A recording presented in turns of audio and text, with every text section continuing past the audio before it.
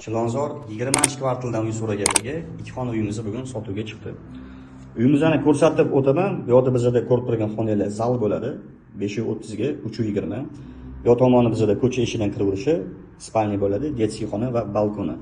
Balkonimiz 1,5 ga 6 ekan, akvaryumlar qilingan.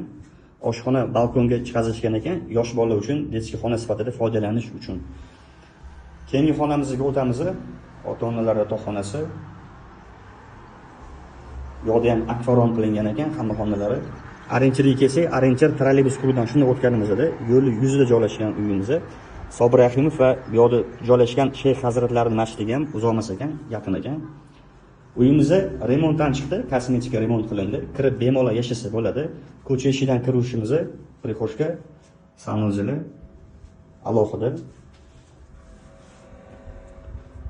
Uyimizdan narxiga kelsak, narxi 64500, ustida ozgina savdosi bor, katta savdosi yo'q. Pastda nomer qoldiraman, telefon qilib aloqaga chiqarasizlar.